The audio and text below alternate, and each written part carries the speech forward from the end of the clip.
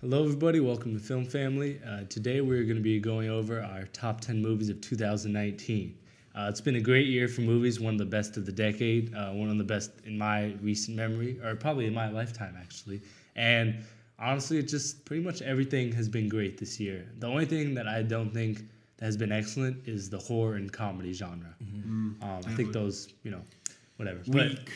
But horror last year was really good. So, every year you can't have everything be the best. So, just going to get started going through our honorable mentions. So, Taj. Oh, speaking of horror, Us was in my honorable mention. I think it is one of the stronger horror that came out this year. Also, I really enjoyed Ready or Not. It was a fun movie for me. And I would say Knives Out is the other one that I would say didn't make my list, but there were ones that I was like... We have pretty similar honorable mentions. I was like, okay.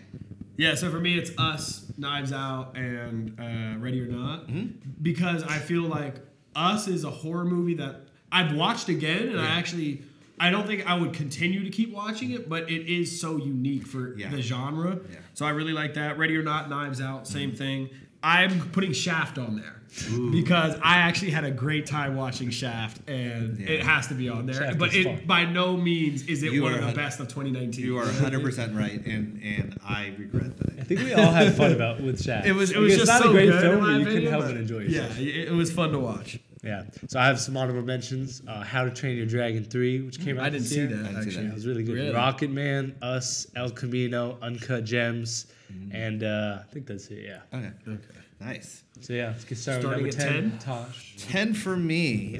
This was a hard list. I would say 10 for me was definitely Marriage Story, because it barely made 10 because it's one that it teetered over. The acting was incredible. The story, it felt so raw and real, but that's what I hated about it. That's such a type of movie. I didn't want to relive a divorce. You know, my parents already got divorced. I didn't want to relive it, but I have to commend the acting and the directing, so for the power and the impact and the rawness, I have to give it, a spot in the top 10. The number 10 place was hard for me, and I kind of keep switching it because it doesn't mean like it was a bad movie, but it was hard to put, where does you start the line? Yeah.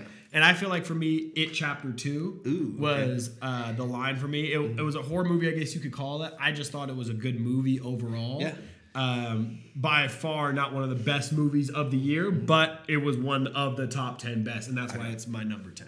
Okay. Yeah, so for me, I have the movie The Two Popes. I don't think you guys saw it. It's a Netflix movie. You saw it in Italy, right? Because I saw posters for it out there. No, I just watched it.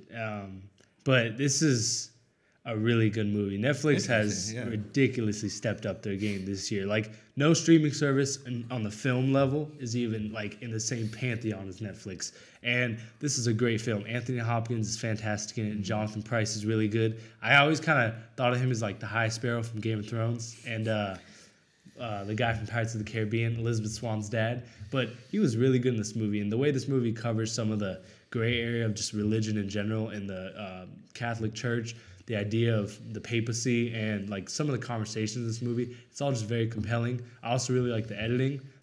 It was just well done in the way it kind of intercutted it with some of the modern footage from what was happening when this movie takes place. That was really interesting. And overall, I just had a really good time in it. And also kind of made these people who are usually kind of deified because they're in a religion, especially the Pope, who was obviously looked at as such a big figure, they made them seem a lot more human, and that was something I really liked. And I just had a really enjoyable time with this film.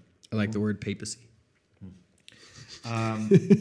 Number 9 for me was one that we just recently saw, 1917. Okay. Just from a technical standpoint, just going through that journey, it reminded me I never want to be in war, in that way. And I felt what the characters were feeling. And I really enjoyed this as someone that loves film and wants to be a director, is a director. It sung to me. So I really enjoyed this. So I had to give it its props. Very nice. For me, number 9, and I feel bad putting it at number 9 because I really like this movie, was Avengers Endgame. Okay. Because I love the Marvel Cinematic Universe so much that it's hard to put that movie there. But there was a lot of great movies this year, and I feel that as a superhero movie, it kind of diminishes of where it could be at, you know, and it was done well. The acting was great. Like even if I see screenshots of it, Robert Downey Jr., Scarlett Johansson, they all had those right when they were about to die, and you kind of see the shots in their faces. I thought it was really good. Yeah. I liked the conclusion for it, and I just had very fond memories of it, so that's why it's number 9 for me. My number 9 is actually the same as yours, 1917. Right. This movie was visceral. It was technically impressive, and it was always just had me engaged, even in the parts where it slowed down. And like you said, it's really made me want to, think to myself, like, I would not want to be there. It's intense. It's dirty sometimes. Very dirty. But it's also just, it's got this constant fear growing. And it's more than that. It's really about this journey that's relatively short, if you think about it in terms of like, if one day you woke up and walked it. Mm-hmm. But in terms of all the obstacles that are in the way, it makes it just so compelling to watch. And that really is the point of a lot of storytelling, is you get in one place to another and there's stuff in your way. And this movie's pretty simple, but in its simplicity, you find a lot of interesting stuff. And like I said, the shot in this movie is one of my favorite shots of like the decade. Yeah. Seriously. Nice. Number 8. My number 8 is, and this is going to be kind of interesting, it's Ford versus Ferrari. Really enjoyed this movie a lot. I don't want to say I got dragged to it, but it was an obligation to see this movie because I hadn't seen any of the trailers. And I really didn't care to see this movie. I was like, I don't want to see a racing movie. I'm not into racing. The acting was incredible. The story was incredible. Never felt so patriotic watching a movie that wasn't supposed to be like that in a way. And I left this movie feeling good. And just powerful performances in a powerful movie. So, it snuck up on me. Number 8 for me would be Ad Astra, because the visual experience that you get from watching this, partnered with the music and then the way the camera kind of moves through the shots, it's a sensory experience, I think, and I can't really say that it's a very interesting movie, but I definitely felt a different way, almost detached from my body, and it was very like you have to kind of think about it in a bigger sense, and I like the way Brad Pitt carried himself in that movie. Yeah. So for me, that's why it's going to be on my number 8 for this year. Yeah, so a movie that is the prime example of mismarketing is Ad Astra, which I have number 8 as well. So we agree on something. Yeah, I loved this movie. I thought it was so poorly marketed to show people, like this action. They took pretty much all of the movie's action, which is not that much of it, and then made it into a trailer because a trailer's not that long. And we're like telling the audience, here's what you're going to get. But instead, what I got was like a really thoughtful and contemplative movie that never really like picked up anywhere. Never had this point where it was like, here's where the action's starting. But in its silence and a lot of its kind of just peacefulness and passiveness, I found a lot of like beauty in the story. And Brad Pitt was really good in this movie. Yeah. Like, he dropped 2 completely different performances this year, and they were both like equally great. He does so much acting with his eyes and his soul in this movie. Tommy Lee Jones is actually really good. The score by Max Richter, I think, was really good. It was big on the ambiance. The cinematography by Hoyt van Hoytema was excellent. It's a hard name. Yeah. The color palette was gorgeous. It was just a really good movie. And it was a really interesting way to just show the future and how commercialized, like how space even became commercialized. Because that's something I never really thought of, that if we ever get to the point where space is, getting to space and other planets and whatnot is easy, we commercialize it. You want to make money, and that's just how it kind of works.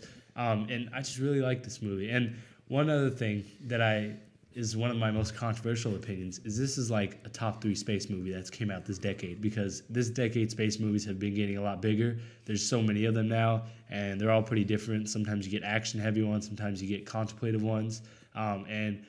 Yeah, I just really like this movie, and I had a better time in this movie than I did in a lot of other space movies. Nice. Would you consider Star Wars a space movie? Star Wars in space, but I think it's subjective. Not. Yeah, it could be. I don't think it's like an astronaut movie, certainly. Yeah. So we're moving into number 7. Number 7. Number 7 for me, 100% John Wick. Wow. John Wick 3. I'm a sucker if it follows the formula. That's why I love Bond so much. It's like, don't change up stuff. Just give me what I want. And Keanu seems to know that. Like, it's just literally follows directly after number 2. And it's more the same, but just on steroids. And like, you know, it's hyped up. The action's more, you know, I love the horse stuff that, you know, with them hitting and then the kicking. It's like, it's just brilliantly done. And I know it's like a cartoon. It really is. But, you know, I have to be honest in terms of my experience. Like, I left as a kid, I was like giddy. You know, like, yeah, this is exactly what I wanted. My number 7 is Marriage Story, because I also think that for this year, it was one of those movies that actually made me shut up, and that's not a very easy thing to do. Like, I was messed up for the rest of the day, like just thinking about that movie, you know. And it was a perfect example, I think, and a demonstration of raw human emotion and something like that, and something I don't get to see in other movies. But the acting, the way it was shot, they had some really good scenes, like where they closed the gate or the garage door or something, and it really made me feel something. It's not a movie I would tell you that I would watch again quickly, but I would see myself watching it again for sure. So yeah, Taj, speaking of making you feel like a kid, Avengers Endgame was one of the most fun movie experiences I had this year. It was by far my most anticipated movie going into this year. And even though it's not what I thought it was, I just really loved in this movie. I mean, what they did was so character focused. The movie was so obsessed with, you know, treating the 6 characters from the original Avengers movie with grace and respect, and also making their character arcs, conclusions, and, you know, continuations feel logical but also emotionally satisfying. It does it all very well. A lot of people, I feel like this movie has picked up a lot more hate after Martin Scorsese's comments. And we never made a video talking about that, because at the end of the day, it's not something like you should care about. It's his opinion. And like, if you're going to hate him for it, you're like doing too much. And if you're going to be like, he's completely right without thinking for yourself, then you're just being a sheep. Either way, like, it's his opinion and he's allowed to have it because he's Martin Scorsese. But I think a lot of people who liked this movie at first started to feel bad about it. Like, in just blockbusters in general, they feel insecure in some way. But you should never feel bad about liking a movie, you know? That's what movies are made for, to make you feel something. Thank you! Yeah. And I have, you know, I'm not going to renounce my love for this movie. It was a fantastic movie. I had a great time. The action sequence at the end was breathtaking. It was the type of sequence that when I was like 8, you know, and I read like a comic book, I actually remember like a memory when I was 8 with like this one splash page with all these characters, and I was like, I wonder if that could ever be done in a movie. And if you hate the MCU or Disney or Marvel and you're like a DC fan, if you're not a DC fan or whatever, and you're just trying to hate on this movie, I don't think you realize what this movie means to a lot of people, because I never thought that would be put on the screen before. And, you know, very few movies have ever managed to make me that excited. The drama of this movie is really good. This is some of the best acting in a superhero movie. Just a really good movie overall. Also, the best score for any Marvel movie. So, a fantastic movie, and really just one of the best MCU movies. So, number 6, right? Yeah. Number 6 for me would be Parasite. That was a movie that went to go see, had no idea what was it about. Loved the social message in it, but I loved the acting even more. Just felt for this family, but also understood what they were going through. And it was just amazing, because it's like when you take a foreign film and you think, oh, there's all these language boundaries, but there really isn't, you know, and you can identify with it. So I would highly recommend Parasite, and it is one of my favorites for this year. I agree. Actually, that's my number 6 as well as Parasite. Yeah. For all the same reasons, I really didn't know anything about this, but one thing that I would add more to that is when I left the theater, this was a movie that I was trying to figure out who was the parasite, or what was the parasite, what was the meaning of calling it Parasite. You're thinking. And it's definitely a movie, I wish I saw it again, but I haven't, and it's a movie that I definitely would watch again. Good point. Yeah, so for number 6, I have possibly the most misunderstood movie of the year, which is Once Upon a Time in Hollywood. Number 6? Really? Yeah. Wow. I think a lot of people walked into this movie expecting, you know, blood and guts and Tarantino sharp dialogue, and instead got a lot of, you know, some scenes without talking, and pretty much only blood and guts at the very end of the movie. And honestly, I think this is the most wholesome Tarantino movie. And I know it's kind of funny to call this movie wholesome because it has graphic content, but I seriously think that Tarantino's message in this movie is like, with all of the, you know, whatever going on in the world, and with all of the debate people have over movies and how vicious the internet has made people become about their movie opinions and just articulate it in general, Tarantino really just says, what if you just had fun at the movies, you know? And I think it's such a, you know, simple message, but such a beautiful one. Al Pacino is really cool for his 2 seconds.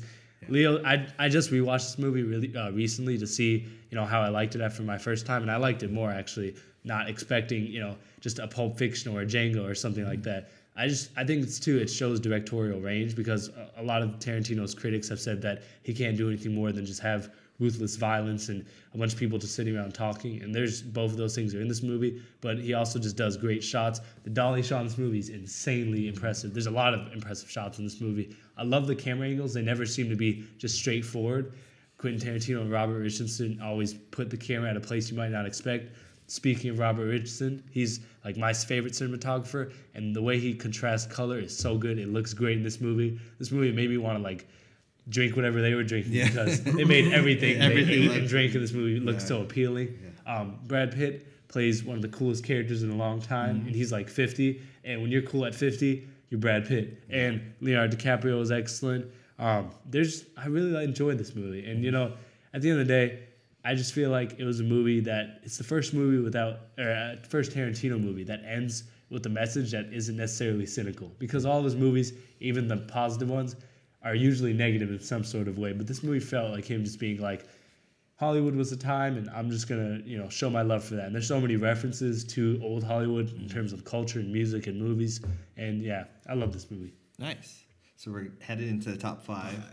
My number 5 is a movie that I was very worried about. I didn't know it was going to be perceived a certain way, and that was Jojo Rabbit. I thought this was going to be career suicide for Taika. I was like, you can't, there's certain things you just cannot approach. Yeah. And knowing that this was going to be a satire, like, people don't think Hitler is funny, at all. And it taught me that, don't underestimate this man. And there's such a human story behind all of this, in terms of with the kid and the girl. And it's just like, it really resonated with me. And I thought there's a lot of, the kid was an amazing actor in terms of that. And this movie really surprised me, and I'd want to see it again, in that way. I always have to go, okay, would I watch it again, and would I get something out of it different? And just from the acting, and everyone took this movie serious, even though it was a comedy. Yeah, or satire. For me, my number 5 is ROCKETMAN, because I knew a little bit of Elton John's music, and I knew nothing about his life. Yeah. And I think this movie did exactly what it was supposed to do. It kind of revitalized that music. I thought Taron Egerton did a very good job of portraying him. And this movie made me feel something in the way it was done. And I don't know how to explain it, because it was, again, I was thinking about it after, but even while watching it, I felt it playing with my emotions. And I thought that's why it comes in as the top 5 for me, or in there, is because of how it made me feel. And I actually saw this movie twice in theaters. So that was a good sign for me. Okay. If there's any movie that does something that you weren't necessarily interested in before, and then the movie's so good that it makes you want to do that right after you leave the theater, that is a good movie. And Ford v Ferrari made me want to drive around for like 6 hours in a stick shift car and race people. And I'm not a car guy. And I had a great time in this movie. This movie easily deserves at least nominations for sound editing and editing in the Oscars. It was really well edited. The race sequences were super engaging. Christian Bale, once again, proves that he is one of the best actors working today. He's so versatile. He's fantastic. Him and Matt Damon's bromance was pretty palpable. Matt Damon was solid in it. And something about this movie is just fun to watch. I just had a good time. The movie's never trying to put too much dramatic or emotional weight on its shoulders. It's just dedicated to telling an interesting story. The way it breaks down corporatism and just how that can sometimes actually take away from the artistic value of something is really cool, because you see one side of people who are super passionate and care about what they're doing for the love of it, and then one side of it is doing it pretty much to exploit those people's love, to get other people's love, to get their money. And I thought that was really interesting how they showed it. John Bernthal was really good. The movie was funny too. The soundtrack was really solid. And I just had a really good time in the movie. And it really it excited me. I really felt energized while watching this movie. Can't disagree. Number 4 for me was The Joker. Oh, wow. That was number 4 just because of Joaquin Phoenix's performance. I mean, it was just so amazing. And Todd Phillips is directing, but, it affected me in a certain way, but in a good way, in terms of, like, the power of movies. I was like, wow, this is a very powerful movie, that you can take a villain and make you feel for that villain. And so I had to respect that, and also, and I heard so much about his performance ahead of time, and I was like, okay, impress me, and he still did. So that's why it is in my top 5. Number 4 for me is Ford v Ferrari. Firstly, because I'm a car guy. I love this story. It's America beating Ferrari or Italy, you know. And I knew the story before it happened, but I agree with BG. I had a fun time watching this. I liked how it showed you had the people who are passionate about racing and the people who are passionate about building fast cars, and then you had the people who just want to make money. Yeah. I think all of them were portrayed properly, and I had a great time watching this movie and just even talking about it. And it's a movie I would definitely watch multiple times. Nice. Yeah, so my number 4 is A Marriage Story, anchored by 2 fantastic performances from Scarlett Johansson and Adam Driver. The acting in this movie is excellent. The writing's excellent. It all feels so natural, but also entertaining, you know, and never really lose your interest. You see a lot of dramas, especially indie ones, especially ones that are going for Oscars sometimes, trying to write that naturalistic dialogue and trying to make the audience enjoy it. But they really just fail, and Noah Baumbach is so good at that. And he just crafted a really interesting and engaging movie that was about something relatively mundane. He shows the corruption of lawyers and how they really have no stake in it emotionally. They're there to get that bread. And, you know, Laura Dern and Ray Liotta was really good, or were really good. They were both just playing, you know, kind of not too great people, but they did a really good job of just anchoring the movie. Adam Driver easily dropped the best performances of his career. I think Scarlett Johansson dropped the best performance of her career. And something I love about this movie is each scene feels so frustrating to watch because you wish somebody would just sit down and talk to one another. And I think this movie can offer a lot of advice about relationships without ever explicitly saying it. And that's another thing that is just great about it when you watch it. It really can teach you something about how you should handle interactions with other people, especially if you're getting married. And it was just a compelling film to watch. And the last hour was just... it was pretty breathtaking, from the scene where he was with his kid with the social worker to the courtroom scene to the argument scene. It was just like, it never really stopped, but it was always enjoyable, and it just felt like a really fresh movie. Yeah. Cool. Top 3 now, right? Top 3, and I'm just going to preface this with my number 3 and 2 are interchangeable. They're tied, but I'm going to give number 3 to Once Upon a Time in Hollywood. Quentin Tarantino... I'm interested to see what you guys' number 1s are. Damn, Once Upon a Time is solid this year. I was super excited about seeing a movie again from him. Didn't disappoint in that way, and I went in not knowing anything, not expecting anything, you know. But I love Quentin. I really do. I love his style. I love his writing. I love his directing, and and the actors that come on board, they have a certain, you know, they kind of fit into his universe, and I really enjoy that. So in terms of having fun in the cinema and watching something, you know, I feel his passion for cinema, and I feel that, you know, you have to see this in the cinema. So that was my number 3. I just really enjoyed this. Number 3 for me was Joker, because I was so against this movie when I first heard about it, and I did a complete 180 from that. The color palette and the choices of this, the cinematography, the music with the strings, and Joaquin Phoenix, of course. Yeah. All those it's definitely one of the most iconic movies of the decade, and my top 3 for this year for sure. My number 3 is actually also Joker. So before I get positive, I want to say that my original 10 for this movie was really spurred by the excitement I had after getting out of it. I would say this movie's not a 10. It's like a little lower for me. Like, not to say the movie's bad, clearly. Yeah. But I think that this movie, really, its best ability is to have Joaquin Phoenix anchor every single scene. I don't think there's a scene in the movie he's not in. And there's some other people who do decent jobs, but they really look like rookies compared to Joaquin Phoenix. The dude is just carrying the movie. Every pore of his being is being poured out as Arthur. His laugh was like tragic, but also sometimes it could be played for comedy. Sometimes it can be played for sadness. Sometimes in the middle. His just acting in general, some of his facial expressions. One of the things that I'm not sure if I mentioned in the original review that I noticed that really made me feel more bad for him was that he's basically just a kid. He doesn't actually understand social cues with adults, and a lot of times he's just trying to enjoy himself, but he doesn't know how to actually portray himself, and he ends up just looking like a weirdo to a lot of people, and you do feel bad for him. And more than that, like, Joaquin Phoenix not only puts on one great performance, but he puts on 3, because he plays, like I said, the original Arthur, who's just a down on his luck loser, the more kind of spiked up with his confidence, Arthur, after he kills the 3 people, and then he plays just the Joker. And the metamorphosis that occurs throughout the movie is really compelling to watch. Like you said, the score and cinematography were both great.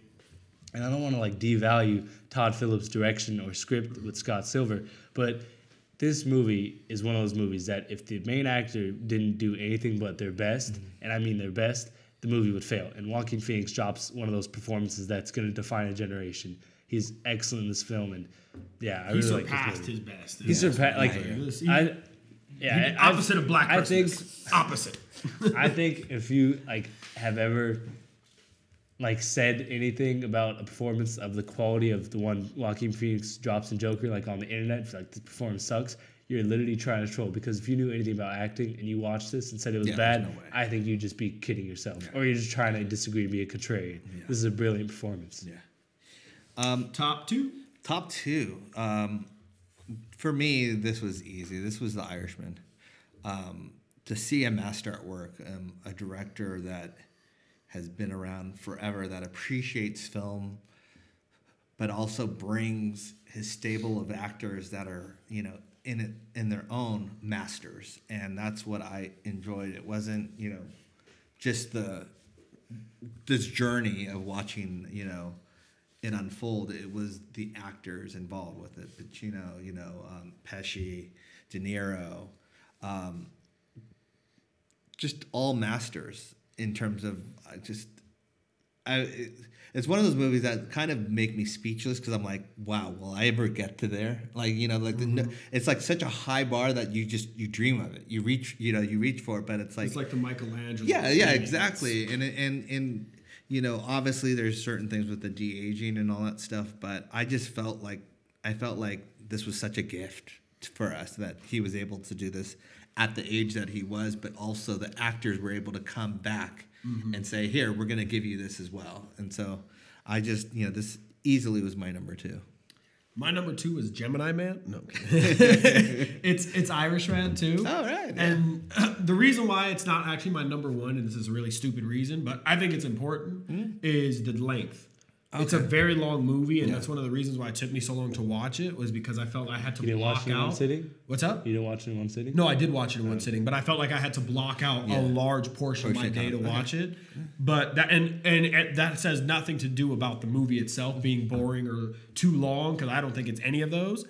It's just that how much time commitment it takes to watch this movie. But I agree with everything you said, and I this is a masterpiece of film in my opinion. It's storytelling, it's dialogue driven, it's very visual, like it's to see. I really enjoyed this movie. Yeah, so my number 2 is Parasite. I think like in film school when people will start to teach about waves, like, you know, Italian New Realism, French New Wave, whatnot, and then they move to Korea and they get to, I forgot what it's called, but people have called it like New Korean Cinema.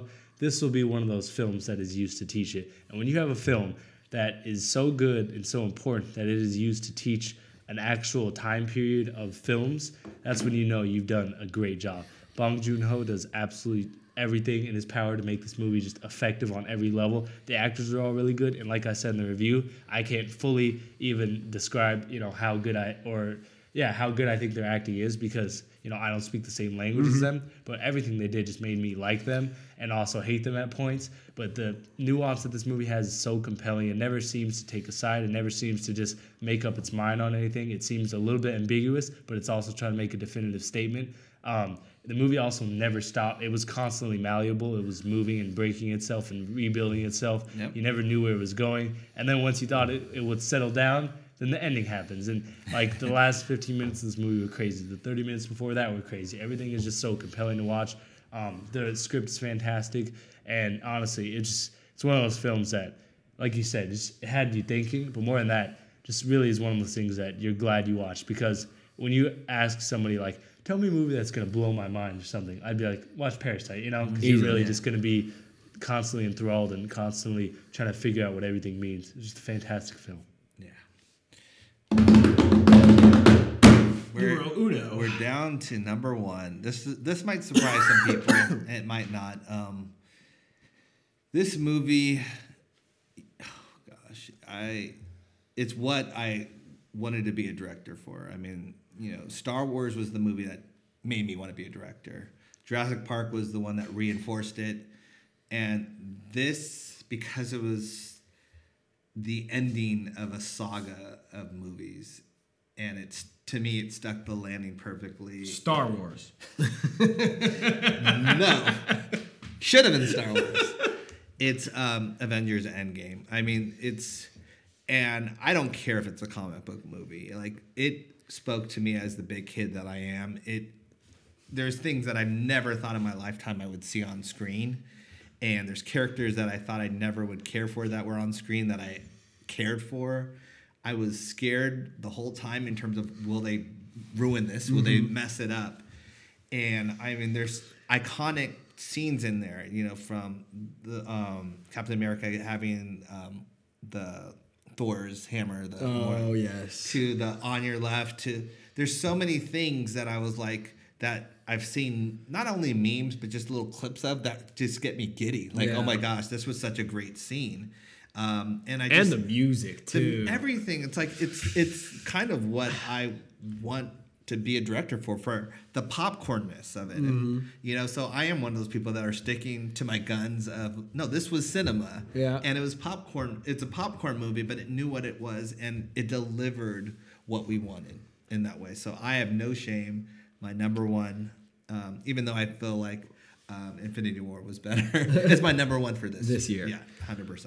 My number one was easily Once Upon a Time in Hollywood. And it wasn't that easy because it was interchangeable with Irishman. But the theater experience I had from I saw this 3 times in theater. So for me to get out and go to a movie to watch this 3 times, that's crazy. Impressive, yeah. I loved it more and more every time I watched it. And just being able to see a Quentin Tarantino movie, like I remember seeing Hateful Eight and Django in theaters. And this is probably my best experience for a movie because they also had pamphlets. I don't know if you got the pamphlets at the ArcLight. That was a really cool thing. Leonardo DiCaprio, Brad Pitt, they killed it with their performances. The way they recreated old time Hollywood and then the world that was happening around it. And then at the end, he completely blew your mind and did not do what everybody thought he was going to do.